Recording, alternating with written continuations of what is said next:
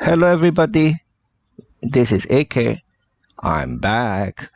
So the thumbnail for this video is actually recycled. It's taken from a video I published 3 months ago, but I modified it a bit and reuse it. The reason is because I would like anyone who's eavesdropping on me to go listen to that video, as I think it's very useful. Right, the content is very useful. However, it's voiced by Miss Ang Mo. I mean, it's 3 months ago. It's before I started voicing my own videos. I know some of you don't like it, but you might just want to bear with Miss Ang Mo and listen to what she had to say. Right, the content is what you should be interested in and not the voice.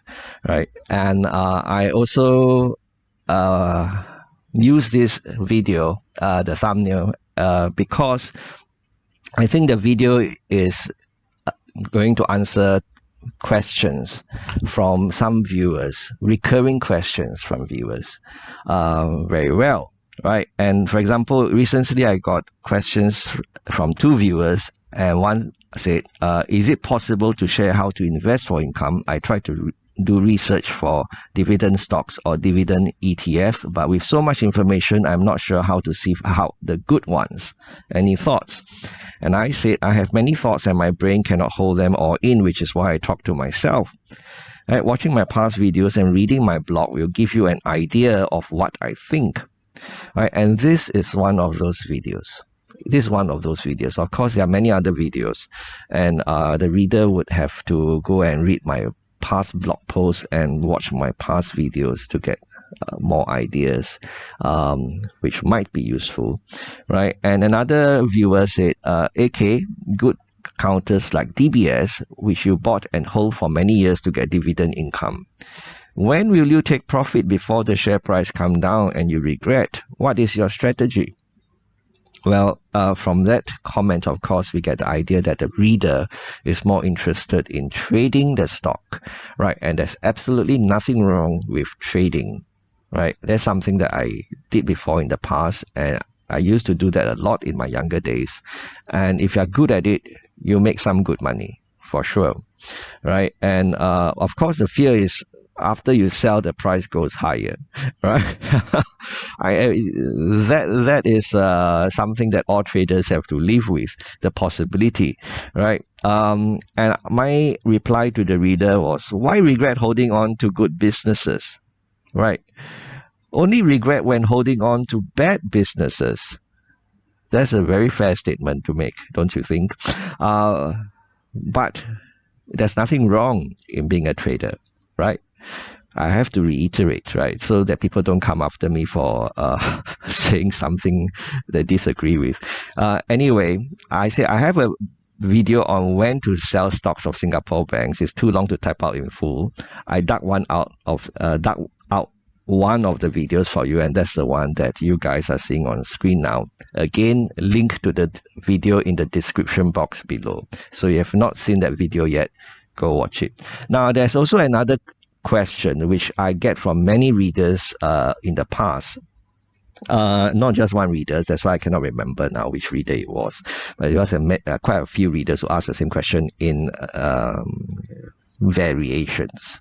Okay, so and there's always about whether the net interest margin for the banks will be squeezed, terribly squeezed, because funding costs are catching up. Because interest rates rose so rapidly in the past 1 year or more, and because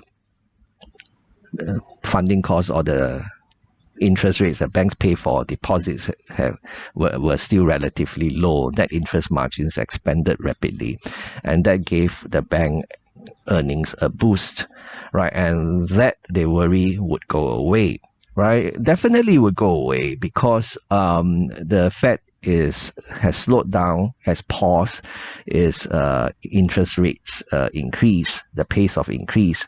So people are also expecting interest rates to get cut sometime next year. Although now there is a narrative that says that possibly interest rates will not get cut but will stay higher for longer.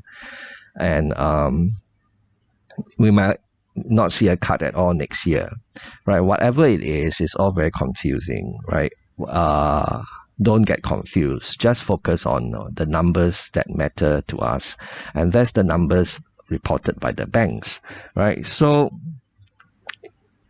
if we are worried about funding costs catching up, right, they have caught up somewhat because the banks were offering higher interest rates for fixed deposits, right, last year, right? And also at the beginning of the year, the interest rates offered were still pretty high. But if you notice, I said this in a past video, the Singapore banks are very savvy. They are very smart. They are front-loading expectation of lower interest rates next year. And you see, they have already reduced significantly the interest rates that they're offering on fixed deposits in the last few months, right? So if you go to the bank, the DBS, UOB or OCBC, now I want to place a 6 months fixed deposit, I don't think you can get anything like 3% per annum anymore. It's probably like 2.5, 2.6% per annum. While, like less than a year ago, we could get like 4% per annum for 6 months fixed deposits from DBS, OCBC or UOB, or close to 4%. And I think OCBC at one point was offering like 4.18%, 4.08% for 9 months fixed deposits. Those kind of offers you don't see anymore. You want anything more than 3% per annum, you have to go to the foreign banks like RHB, CIMB, Maybank, Bank of China, those banks, for example. Right now, you cannot get from DBS, OCBC, UOB. So I don't expect the net interest margin to get squeezed terribly, not unless there is a shock, right? And which sends DBS, OCBC, and UOB scrambling for fixed deposit for deposits again, and they have to offer much higher interest rates once more. I don't see that happening unless there's an external shock. Right, and we also must remember that the banks have other forms of income, right, that has nothing to do with interest income. So I would stay invested in DBS, OCBC, and UOB. That's just me. I don't see them going the way of the dodo. I don't see them being stressed out at all, right? Unless, like I say, there is a very big shock, right? A credit event or something like that.